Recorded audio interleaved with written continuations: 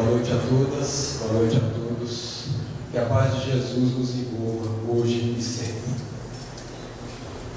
Essa viagem da qual vamos falar hoje, ela tem início em fases que nós não retemos na consciência. Fases muito primitivas, mas que é o início de onde começamos após a criação pelo Pai. E nesse particular, a gente tem uma pergunta. O Espiritismo é criacionista ou evolucionista? Essa é uma pergunta que, apesar de ser simples, muitos de nós não temos, às vezes, uma resposta cabal. Vamos examinar esta questão, mas examinando essa questão segundo o nosso código divino. A primeira revelação, a segunda revelação e a terceira revelação. O Velho Testamento, o Novo Testamento e a doutrina do Espírito de verdade. Que diz a primeira revelação?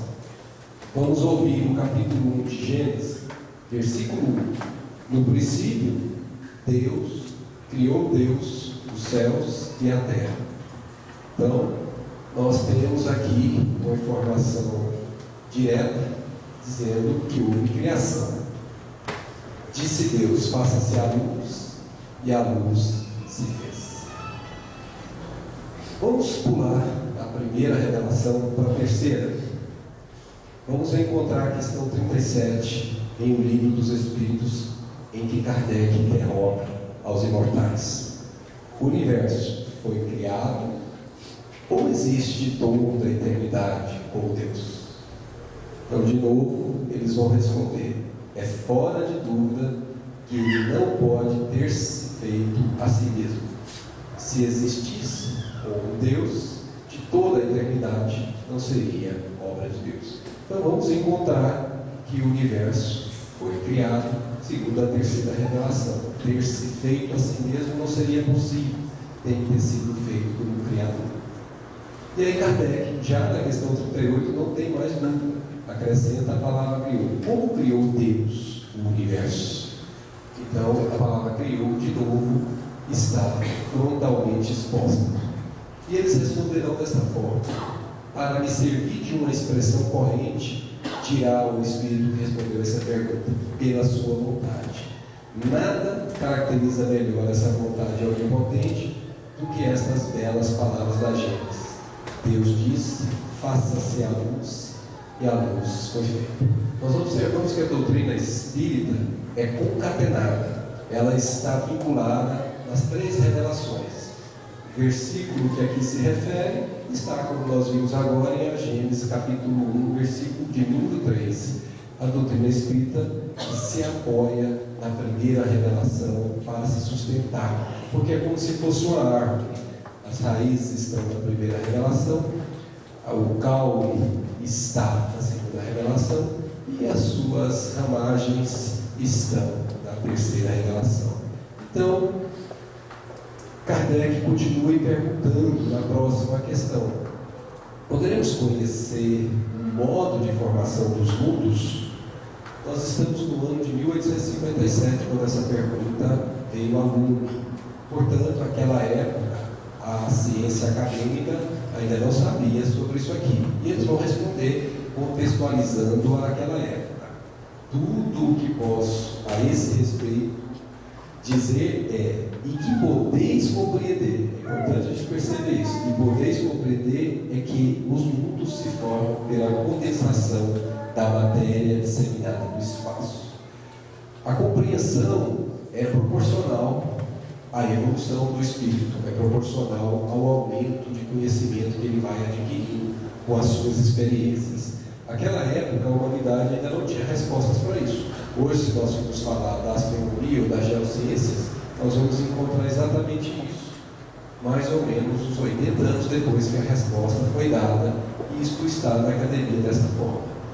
Os mundos se formam dessa maneira, por aglutinação de gases, de poeira cósmica, e essa aglutinação vai formar estrelas, vai formar galáxias, vai formar todo o universo conhecido. Então vejam que eles não podiam dizer, porque há coisas que a ciência tem que responder, cabe aos espíritos revelar o que a Terra tem que revelar? Eles revelaram o que é do Espírito, não o que é do homem.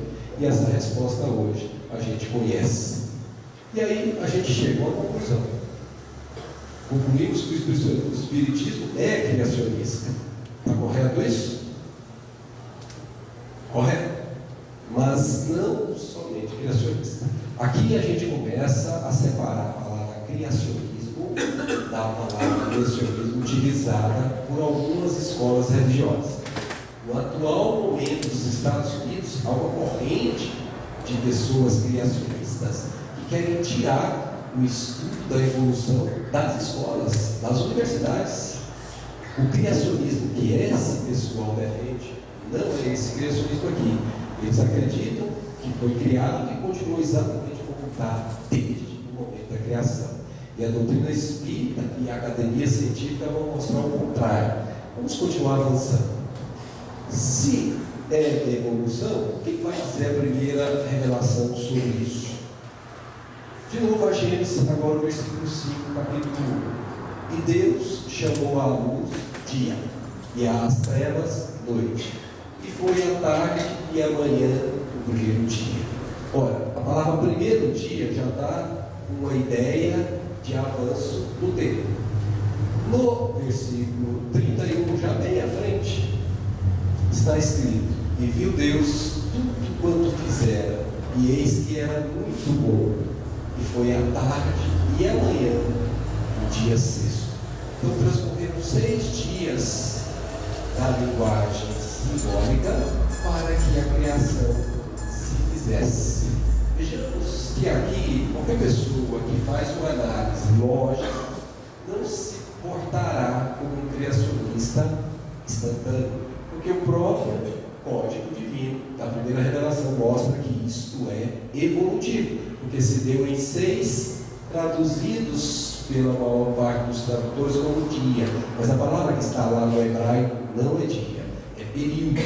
Então aqui cometeu-se um equívoco de interpretação por causa dessa palavra dia. Vamos avançar. O que diz a terceira revelação sobre isso?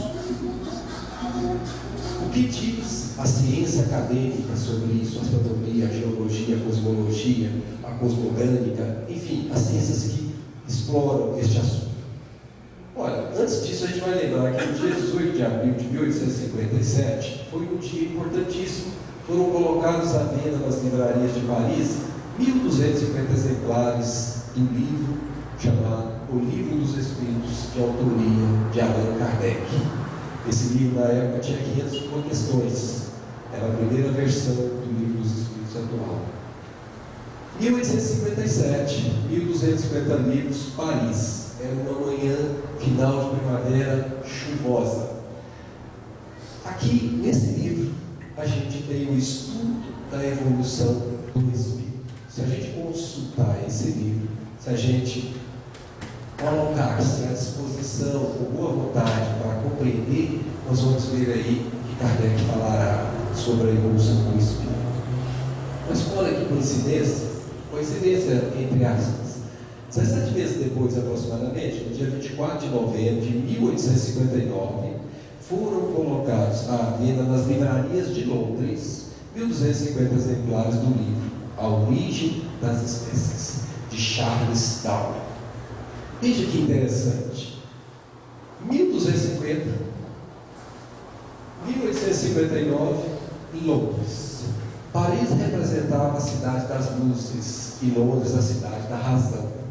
Esse, em Paris, cuidou da evolução do espírito. Aquele, em Londres, cuidou do estudo da evolução da matéria. Não há coincidências. A palavra coincidência foi proposital. O plano espiritual planejou isso. Era necessário que nós tivéssemos o subsídio da matéria para trazer o espiritismo, porque senão o espiritismo não teria sustentação. Charles Darwin veio para fazer esse trabalho e cumpriu muito bem, foi ridicularizado, e até hoje há aqueles que não têm olhos de ver e ouvidos de ouvir e ainda o tratam como se fosse algo que não é justo. Se nós observarmos, esses dois trouxeram a evolução. Só que a doutrina espírita trouxe com 17 meses de antecedência. Nesse espectro que a gente contou, nós vamos encontrar aquele comentário da criação em 6 dias. Kardec vai tratar disso na questão 59, em seus comentários pessoais que ele faz no livro. Ele diz assim: diz também a Bíblia que o mundo foi criado em 6 dias. Eis, porém, que a ciência positiva, o que ele chama de ciência positiva? Nós chamamos hoje de ciência acadêmica. A inexorável ciência, e ele colocava a ciência com C maiúsculo, prova o contrário. Então ele está dizendo que o que está na Bíblia foi provado ao contrário do que as pessoas interpretaram. Continua Emmanuel, para nos sustentar um pouco mais sobre isso, dizendo sobre o que é a Bíblia. Ele diz assim: os livros dos profetas israelitas estão saturados de palavras enigmáticas e simbólicas, constituindo um monumento parcialmente decifrado. Nós precisamos aprender a decifrar o código divino. Se nós não fizermos isso, nós não teremos a fé raciocinada que tanto apregoamos na nossa sã doutrina espírita. E o que Emmanuel está falando? Que aquelas palavras, dias, que aqueles códigos são códigos, precisam ser revelados. E o nosso Kardec continua dizendo: a história da formação do globo terráqueo está escrita em caracteres irrecusáveis no mundo fóssil. Fósseis são aqueles seres que morreram e foram preservados nas camadas rochosas da Terra. Achando-se provado que os 6 dias da criação indicam outros tantos períodos. Olha como Kardec estava assistido pela espiritualidade, ele recuperou a palavra que foi traduzida de forma equivocada. Cada um de talvez muitas centenas de milhares de anos.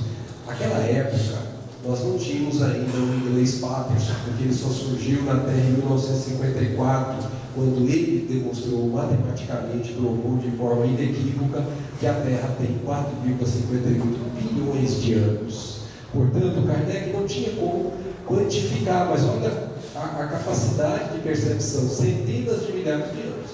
Se você pegar centenas, é 100 vezes 1000, já dá 10 à quinta, e nós estamos falando em 10 à nona. Quer dizer que ele estava aquém do número real da criação da Terra, mas obviamente muito próximo daquilo que é a realidade.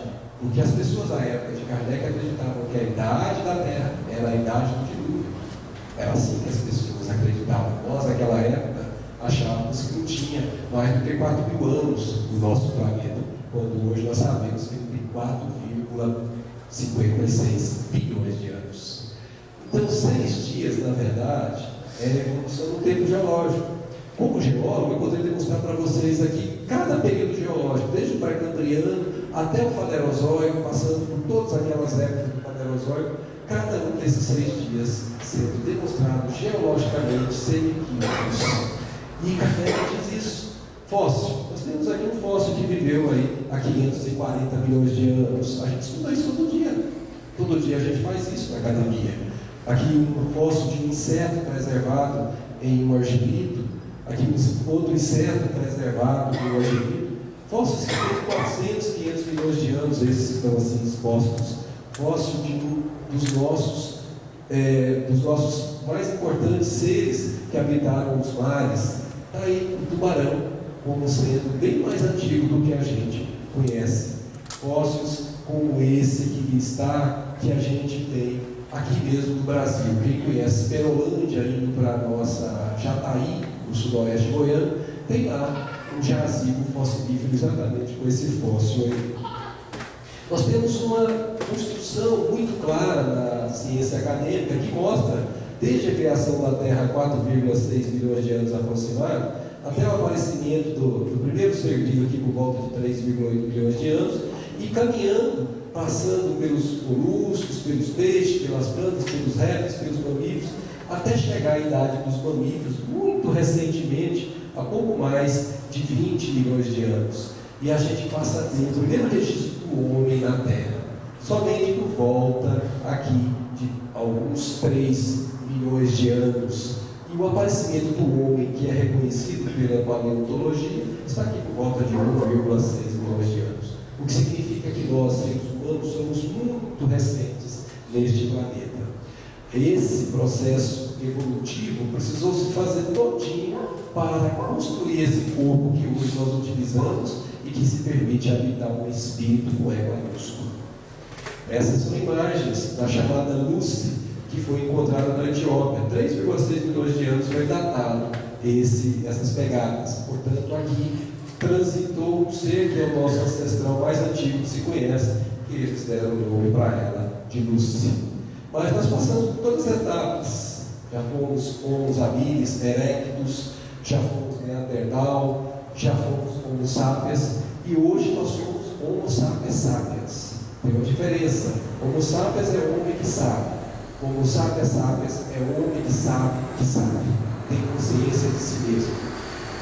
E o codificador continua nos esclarecendo, nos elucidando. Dever-se-á daí concluir que a Bíblia é um erro? Pergunta muito importante que ele fez no seu processo de análise. E ele mesmo conclui: não. A conclusão a tirar-se é que os homens se equivocaram ao interpretá-la, porque é um código que eles não haviam tido condições de decodificar. E para se decodificar, nós precisamos de duas vias: a via da ciência acadêmica, os estudos do princípio material da matéria, mas precisamos da via das revelações espíritas, que só recebemos através dos espíritos, na categoria de profetas ou na categoria do maior profeta que já veio à Terra, que é o próprio Jesus, que revelou tudo quando esteve aqui entre nós. Então a gente conclui que a evolução na primeira revelação é evidente. Olha só o que está escrito no sonho de Jacó: e sonhou, e eis uma escada era posta na terra, cujo topo tocava nos céus, e eis que os anjos de Deus subiam por ela. O que é isso? A escada da evolução. Já passamos por todos aqueles trajetos do homem primitivo, passamos antes pela animalidade, passamos antes pela vida na flora, passamos antes pela vida no reino mineral, inconscientes. Estamos transitando para a angelitude, até um dia chegarmos ao Pai de onde viemos. E o que diz a segunda revelação sobre evolução? O próprio Jesus irá dizer: sede, pois, vós outros perfeitos, como perfeito é o vosso Pai celestial. Ele nos disse que chegaremos ao Pai pelo nosso esforço, pela nossa boa vontade. A terceira revelação é então escancarada. Ela desvenda a evolução de maneira textual. Diz assim a questão 540: é assim que tudo serve, tudo se encadeia à natureza, desde o átomo primitivo até o arcanjo, que também começou por sendo átomo. Veja que eles usam a palavra primitivo, indicando que não é o átomo de hidrogênio, como muitos equivocadamente às vezes pensam. É um átomo primitivo que a ciência até hoje não conseguiu ainda saber quem é. Eles chamam o que poderia ser o mais próximo disso, quark, que está lá no processo de criação do Big Bang. E a gente está usando o termo criação, mas lá diz processo de Big Bang. Então, nós temos uma viagem que começa do átomo ao arcanjo. Mas como se dá a evolução do espírito? É o que nós vamos construir aqui hoje. Lá no Pensamento de Emmanuel, o pesquisador Martins Peralta, em 1972, lançou um livro. Ele estudou profundamente a obra de Emmanuel, um dos maiores estudiosos de Emmanuel que nós tivemos. E ele publicou esse livro chamado Pensamento de Emmanuel. E ele colocou uma assertiva muito apropriada que resume o que nós vamos falar no início.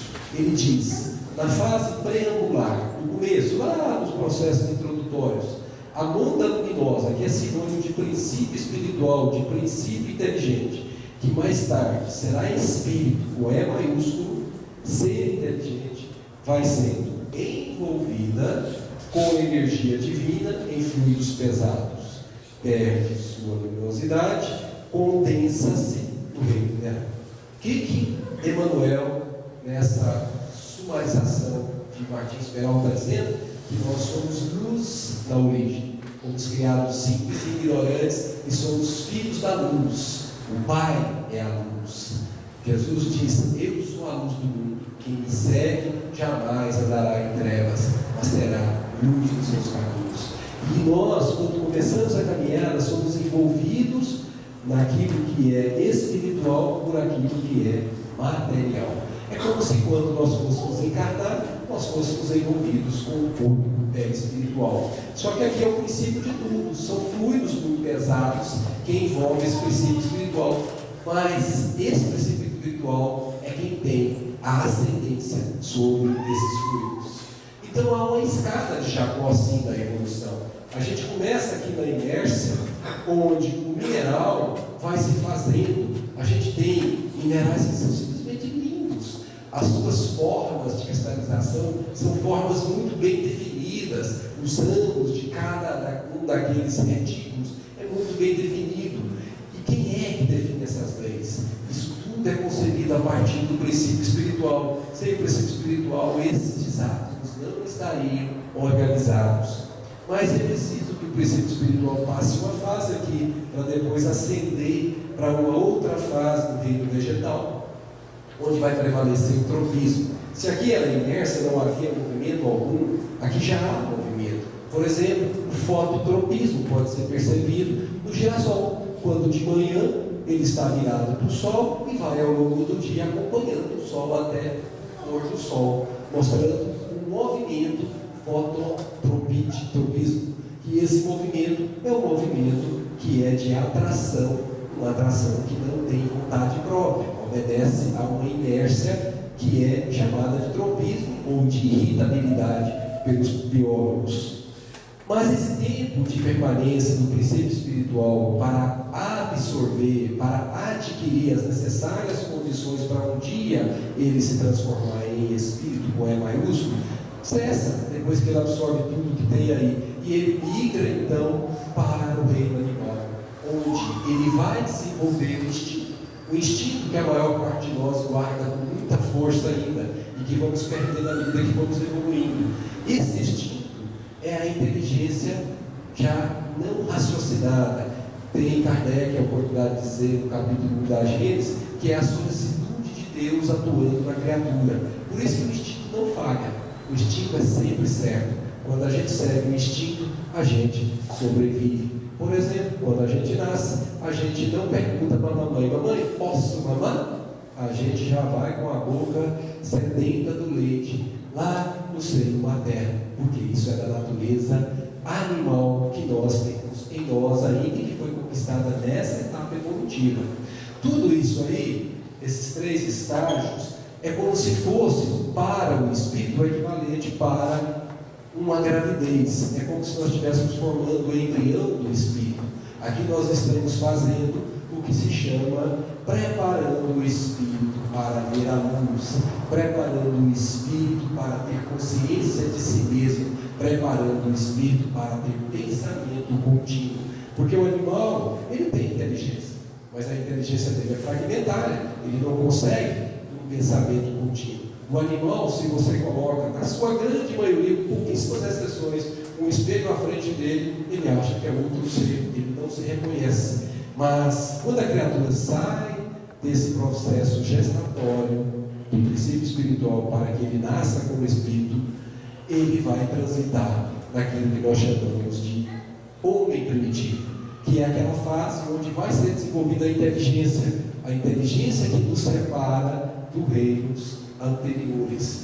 E nesse estágio aqui, nós estamos enfrentando a infância do espírito. É aqui que nós cometemos muito erro, porque nós precisamos aprender pelas experiências. É aqui que nós vamos desenvolvendo o conhecimento de nós mesmos. É aqui nesse estágio que a gente vai aprendendo as coisas da vida. Mas, passado o período que nós passamos, há uns 40 mil anos atrás, aqui no nosso planeta, a gente migra desse mundo primitivo, onde temos as primeiras encarnações da alma humana, para esse mundo que é formado pela razão. Mas o que é razão? Razão é inteligência com responsabilidade. A criatura faz, mas já mede o que faz. Não é como uma criança aqui que faz e é inconsequente, não sabe o que vai advir disso, e com essas inconsequências vai aprendendo essas experiências. E aqui então, quando ela chega nesse estágio, ela sabe que cada uma de sua ação gera um efeito, e começa a ponderar o que faz. É quando a criatura começa a tomar consciência de que ela é a gestora da sua própria vida. Ela dirá sobre o seu destino alegre ou do seu destino triste, pelas suas ações. É aqui que Jesus disse que nós colhemos o que plantamos. É aqui que a gente percebe que quem colhe figos não plantou espinhos, e quem colhe espinhos não pode ter plantado figos. É aqui que a gente sabe que tudo pode, mas nem tudo convém, como Paulo nos disse. Então, nesse estágio que a maior parte da população humana está começando a atingir agora, é que nos encontramos. O espírito chamado Jacó, que escreveu o livro Voltei com Francisco Xavier, diz que 2/3 da população está aqui transitando entre a animalidade e a razão. 2/3 da população, 67% de nós, humanidade, está transitando daqui para cá. E esse estágio aqui é um estágio muito importante, porque ele constitui a adolescência do espírito.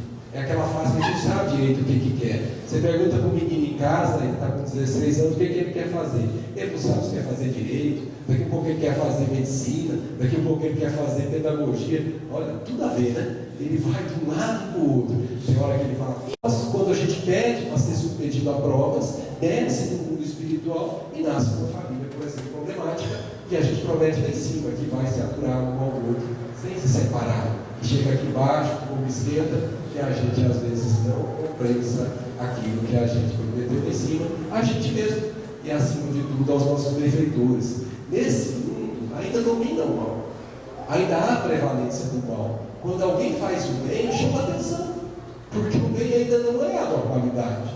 A normalidade é a pessoa pensar em si primeiro antes de pensar no outro. A maior parte das pessoas é pensando desse jeito assim. Mas lá no Evangelho segundo o Espiritismo, no capítulo 3, nós vamos encontrar o Espírito dizendo: no vosso mundo precisais do mal para sentirdes o bem, da noite para admirardes a luz, da doença para apreciardes a saúde. Por isso a criatura, quando fica doente, só dá valor na saúde quando chega nesse estágio. E quando ela passou pela doença, ela começa a mudar os modos viventes dela para não ser atacado de novo pela mesma doença. E é por isso que nós precisamos experimentar um e outro, o bem e o mal, para saber escolher, saber discernir, saber separar o joio do trigo. Mas um dia chega que a gente conquista o estágio da humanidade, em que nós temos o que nós chamamos de homem elevado. Esses, quando aparecem na Terra, eles saltam aos olhos. Por exemplo, Madre Teresa de Calcutá, Francisco Cândido Xavier, como por exemplo Mahatma Gandhi, como outros atores que a gente não sabe quem é, mas que estão muito aquém, ou muito além, aliás, de nós, aqueles que ainda não conseguimos fazer o que eles fazem, pensar no outro primeiro, antes de pensar em si. O que é o que eles fazem? Eles agem no amor por automatismo. Essa é o que nós chamamos da juventude do espírito. O menino já sabe o que ele quer, o menino vai estudar, ele já não é mais um adolescente, ele vai buscar por si mesmo o esforço e vai conseguir chegar lá. Esses são chamados mundos felizes. Nós não temos na Terra, quando a gente tem algumas partes dele aqui destaque. Aqui o bem sobrepuja o mal. E nesses mundos a gente vai construindo esses mundos felizes, passando por esses 3 estágios, desde o homem primitivo, pelo homem comum até o homem elevado. Aqui nós estamos falando do reino nominal e vamos sair do reino nominal para o reino angelical, o dia que chegarmos todos aqui nesse estágio. Aqui nós estamos exatamente vivendo o que nós conhecemos e estamos ouvindo tantas vezes os chamados mundos de regeneração. Nós estamos na transição para esse mundo. Esse mundo de regeneração, ele é exatamente a transição entre o mundo de expiação e o mundo feliz. É o que nós estamos vivendo na Terra atualmente. Nós estamos deixando gradativamente o mundo de expiações e provas e entrando muito suavemente no mundo de regeneração. Esse mundo de regeneração nada mais é, segundo os Espíritos, uma aurora da felicidade. A gente começa a antever o que é felicidade nesses mundos. Os mundos intermediários misturam-se o bem e o mal, segundo o grau de adiantamento da maioria dos que os habitam.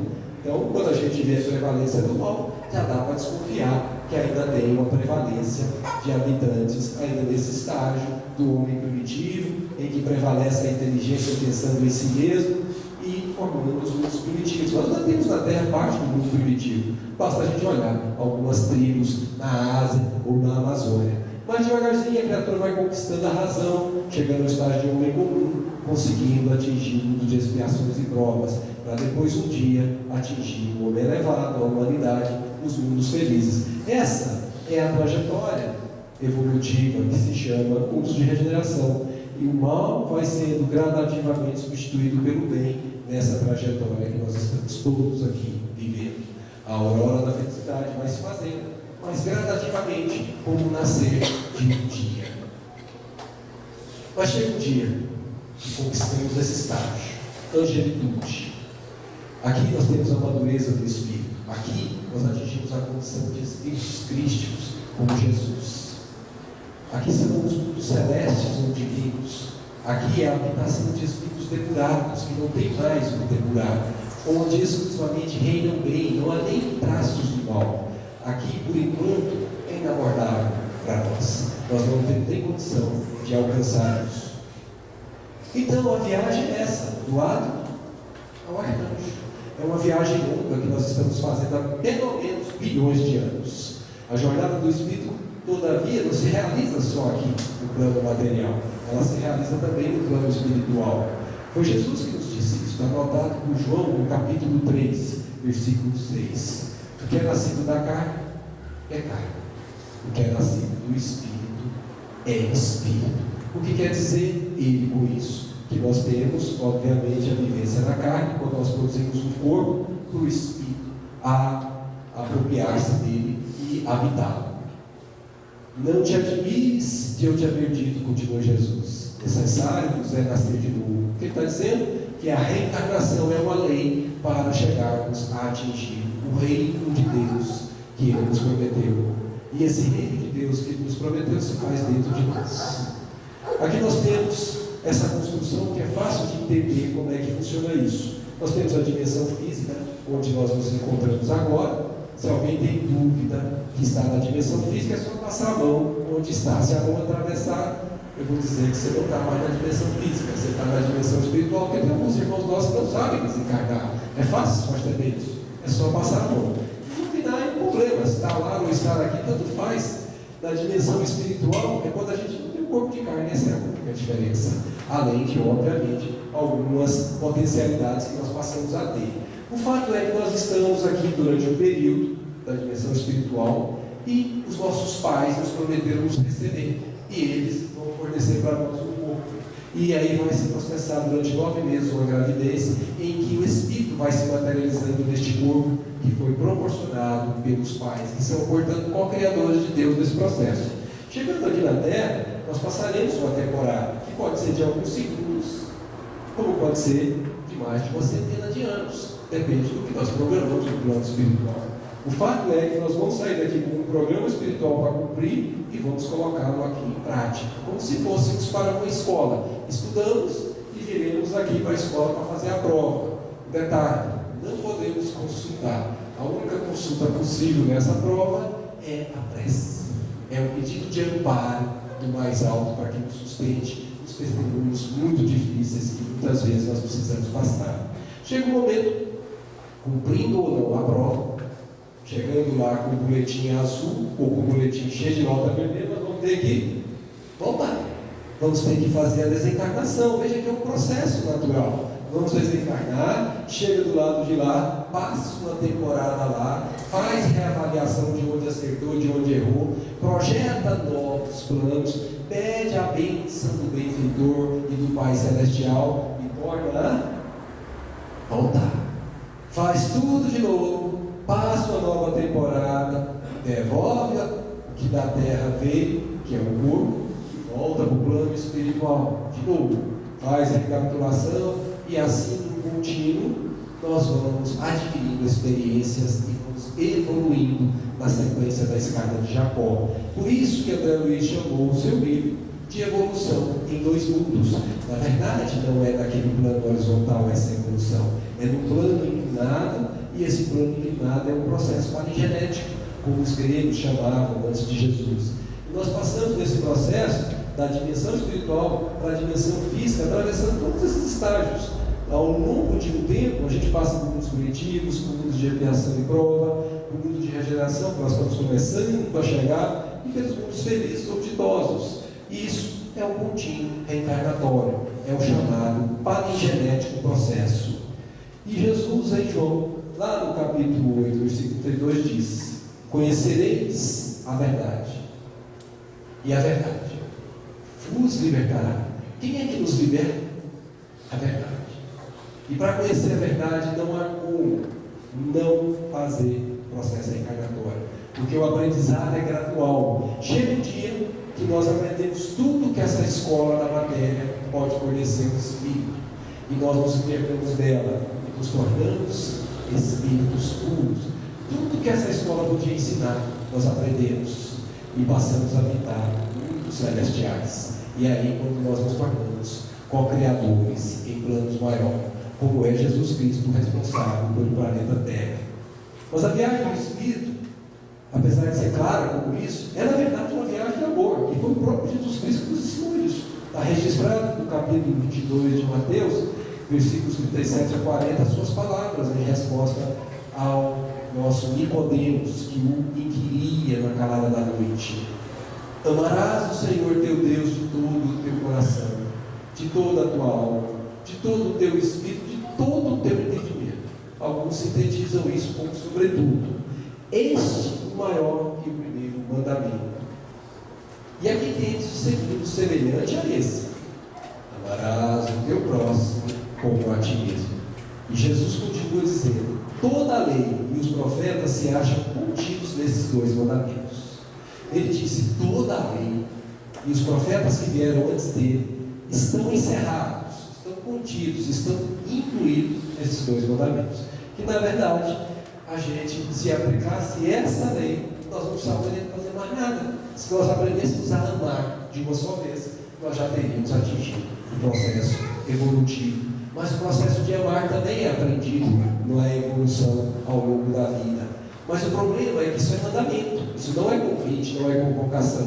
Ou nós aprendemos a amar de uma forma, ou nós aprendemos a amar de outras. A gente às vezes é submetido ao processo da dor para a gente voltar para o processo do amor. E é graças à dor que a gente não se perde eternamente nos caminhos da vida. Então nós chegamos à conclusão que o amor é a lei divina maior. Todas as outras leis são subordinadas a ela, todas. E é por isso que a gente pode construir degraus. Primeiro a gente tem que aprender a amar a si mesmo. Como é que a gente pode dar o que não tem? Como é que eu posso dar alegria se eu sou uma pessoa azeda? É preciso que eu seja em mim, eu tenha em mim construído aquilo que eu posso doar para o outro. Somente quando eu tenho um pouquinho daquilo eu já posso doar para o outro. Eu não preciso conquistar tudo para começar a doar. Um pouquinho que eu conquisto, eu já posso compartilhar com o meu próximo. É quando eu começo a doar de mim aquilo que eu já conquistei em mim, que o meu próximo ainda não conquistou. E aí a regra divina: quem tem mais, dê para quem tem menos. Se você está na sua casa e é o mais paciente, dê para quem tem menos paciência na sua casa, no seu trabalho, na rua. Se você é a pessoa que tem mais inteligência lá no ambiente onde você está, dê para aqueles que têm menos a sua inteligência. Faça dela instrumento de crescimento daqueles que estão com você.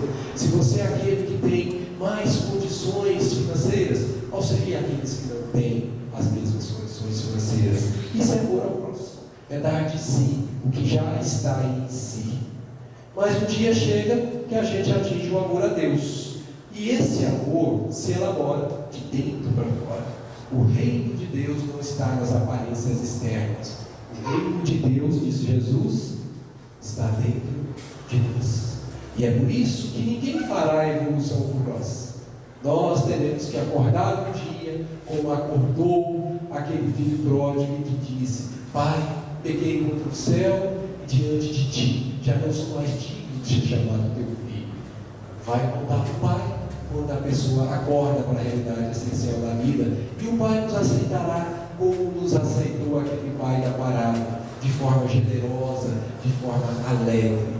Então, esse processo evolutivo é assim. uma escada de Jacó também, em que a gente vai fazendo a viagem, a grande jornada do amor, até um dia a gente aprender a amar a Deus sobre todas as coisas de fato. É a jornada do filho que foi envolvido por aquele fluido pesado, voltando para o pai que o envolveu, para que ele, na condição de princípio espiritual, fizesse parte da cocriação divina, do plano em que está em cada estágio evolutivo.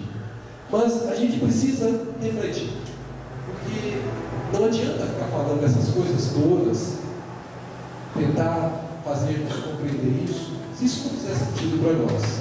A doutrina espírita não é uma doutrina que vem aqui para mostrar que conhece a evolução da criação. Ela vem aqui para nos acordar para a essência do que é a vida. E isso faz com que a gente provoque reflexões íntimas. É a reflexão de nós para com nós. Não é ninguém que participa com essas reflexões. É a gente mesmo. Kardec diz, lá no Evangelho segundo o Espiritismo, no capítulo 17, quando ele trata do homem de Deus, bem compreendido, mas sobretudo, bem sentido, o Espiritismo conduz forçosamente, não há como evitar, é uma força ao homem de bem. A gente se torna homem de bem naturalmente por força das coisas que caracterizam o verdadeiro espírita como o verdadeiro cristão, pois que ambos são a mesma coisa. A gente não pode se esquecer disso. Compreensão se obtém com o aprendizado do intelecto, que nós precisamos. Não há como fugir dele. Questão 780, Allan Kardec indaga aos espíritos qual que vem primeiro, se é o intelecto ou a moral. E eles disseram textualmente que é o intelecto, para depois a gente ter condição de discernir o bem e o mal, desenvolver o sentimento, a moral. Então, bem sentido é o aprendizado do sentimento. É quando eu passo por uma pessoa e entro em ressonância com ela. É quando eu sinto o que ela está sentindo em mim. É quando eu começo a preocupar com o outro. É quando eu vou dormir preocupado com uma criança que está no hospital, que eu soube hoje, e vou acordar amanhã preocupado com ela, porque me afetou aquela criança que a gente acompanhava há anos e que no momento de loucura do irmão, ela se machucou e está agora quase que paralítica. E isso é tocar no coração. É quando o sentimento começa a nascer dentro de nós e nós começamos a perceber que nós não somos, mas que somos muitos uns pelos outros. E a gente chega à pergunta inevitável: e nós? Nós nos encontramos em plena viagem. Como devemos proceder nessa viagem que sabemos que vamos continuar fazendo? Vamos continuar fazendo um longo tempo aí, não sabemos quanto tempo. A resposta é essa. Sejamos bons espíritas, sejamos bons cristãos. Se ainda não somos um homem de bem, a criatura de bem, o ser de bem, sejamos bons espíritas. Kardec disse, reconhece o verdadeiro espírito pela sua transformação moral, quando ele faz essa análise íntima, quando ele faz o balanço, que virtudes possuo, que vícios ainda trago, que posso fazer para transformar vícios em virtudes, como posso fazer para doar já as virtudes conquistadas para os que não as têm. São as perguntas. E quando a criatura chega nesse estágio, ela despertou. Ela fez como o filho pródigo. Ela caiu em si. E ela dirá: peguei por do céu, e diante de ti, já não sou mais digno de ser chamado teu filho. É quando nós fazemos isso conosco mesmo. E ele diz depois: e pelos esforços que emprega para domar suas más inclinações, suas más tendências. Então ele está dizendo aqui que não há evolução sem esforço.